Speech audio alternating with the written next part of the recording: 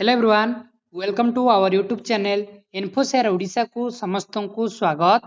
National scholarship portal अथवा जातीय स्तर स्कॉलरशिप पोर्टल एथर दुईटी स्कॉलरशिप अप्लाई करिहेबो।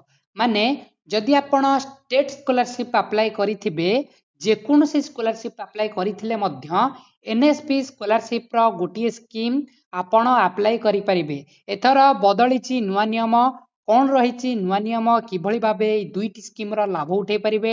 वीडियो को शेष पर्यंत देखंतु ता सहित आम चैनल को सब्सक्राइब करिया भूलिबे नहीं जा फल स्कॉलरशिप रा प्रतिटी इनफॉरमेशन डेडिकेटेड आम चैनल को ओके चैनल को सब्सक्राइब करिया भूलिबे नहीं ता सहित टेलीग्राम ग्रुप रे जॉइन जिवे। चलंतु वीडियो स्टार्ट करिबा। देखंतु national scholarship portal the central government of scholarship तरफ ऑलरेडी एकेडमिक ईयर 2026-27 शिक्षा वर्षर पोर्टाल टी ऑलरेडी ओपन हो जाइथिबे। आपण जानिचंती जेहेतु आपणकर एकेडमिक ईयर 25-26 शिक्षा वर्ष ऑलरेडी सरी जाइछि।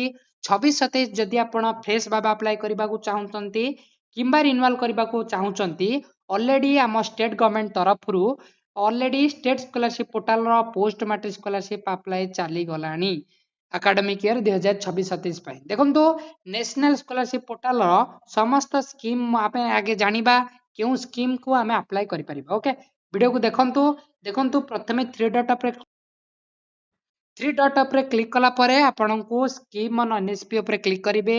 स्कीम ऑन एनएसपी जदि आपण क्लिक करिवे टोटाली समस्त डिपार्टमेंट रबर समस्त स्कॉलरशिप स्कीम पळि आसिला। देखंतु ministry home affairs all India technical education UGC okay ये बहुत सारा स्कॉलरशिप ड्राइव चलुचे नेशनल स्कॉलरशिप पोर्टल आगुर मध्य आपन इनफॉरमेशन दियतु।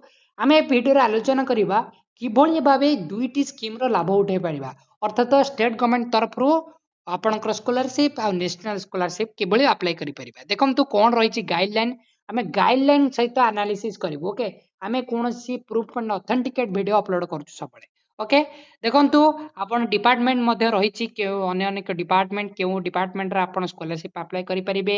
जदि आपण नेशनल स्कॉलरशिप अप्लाई करबा को चाहुचंती अर्थात आगुरु अप्लाई करथिले ए वर्ष आपण रिन्यूअल करि परिबे ता बाद आपण जदि न्यू अप्लाई करबा को चाहुचंती ए पोर्टल आसी कि फ्रेश भाबे अप्लाई करि परिबे। चलंतु आमे डिटेल्स गाइडलाइन देखिबा कोन रहिछि दुईटी केबळे लाभ उठे परिबे। चलंतु देखंतु ये नेशनल स्कॉलरशिप पोर्टल रो गाइडलाइन मेंशन अछि कोन किभली भाबे आपण ओटीआर करथिबे दरकार किपरि भाबे अप्लाई करथिबे आपण जो जानिचंती डिटेल्स रे आमे देखिबा दुईटी स्कॉलरशिप अप्लाई करि परिबे कि नै। देखंतु गोटे रहिछि can I apply if I receive another scholarship माने आमे जदि अनदर स्कॉलरशिप अप्लाई करिवु आमे रिसीव करि परिबु कि आ गोटे स्कॉलरशिप। देखंतु लेखा जाइछि हाइलाइटेड रे S student receive financial aid from other scholarship or stipends on merit based scheme and welfare based scheme subject to his or eligibility for the scheme are eligible to apply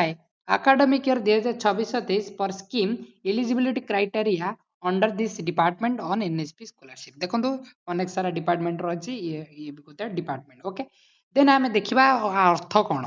देखंतु आमे आगुरु जो system थेला OTR system one time registration OTR system रे गोटी ही scholarship apply करबा को निर्दिष्ट थिला। एकेडमिक ईयर 2026-27 शिक्षा वर्ष रे जहा चेंजेस हेई कि आपण दुईटी रु देखंतु किभली भाबे अप्लाई करि परिबे ना कोन रहिछि ना one merit based scheme and another welfare based scheme. देखंतु गोटिए जदि आपण मेरिट बेस्ड स्कीम रे अप्लाई करिसंती मेरिट अर्थात आपण पोस्ट मैट्रिक स्कॉलरशिप द्वारा merit based welfare based okay दुईटी बेस्ड रहउची।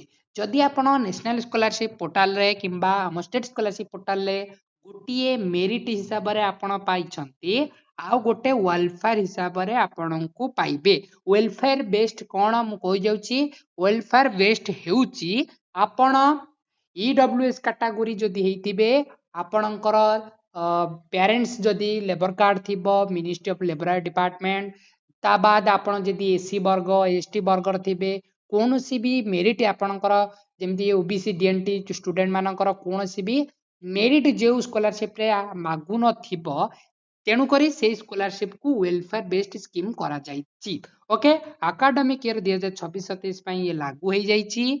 जो माने मेरिट बेस्ड स्कॉलरशिप पाउथिले से माने वेलफेयर बेस्ड स्कॉलरशिप पाई परिबे ओके हमु कमेंट माध्यम रे सूचना दियंतु आपण एई माने सुविधा रे अंतर्गत हेबे कि नहीं ओके देखंतु ये रहिला नोटिफिकेशन आपणकर क्लारिफाई कर देली किभଳି भाबे आपण दुईटी स्कॉलरशिप अप्लाई करि परिबे आपणकर बेस अर्थात आधार बेस्ड अनुसार आपणकर पेमेंट जीवो आपनको देखै दउची किभଳି लॉगिन करिवे कि माने आपण सर्च करिकी पळे आसबे होम पेज को देन होम पेज परे आपणको एई भलिया ऑप्शन आसीबो स्टूडेंट इंस्टीट्यूट ऑफिसर आपण सिंपल स्टूडेंट ऊपर क्लिक करिवे आफ्टर स्टूडेंट ऊपर क्लिक कला परे देन आपणकर ओटीआर जदी करि दैतिय भलो कथा देन आपणकर पळे आसीबो अप्लाई स्कॉलरशिप रे सिंपल आपण लॉगिन मारिबे लॉगिन कला परे जदी आपण न्यू थिबे देन आपको ये रजिस्टर करने को पड़ो देन आपण जदि आगुरी जानी ओटीआर नंबर अच्छी कि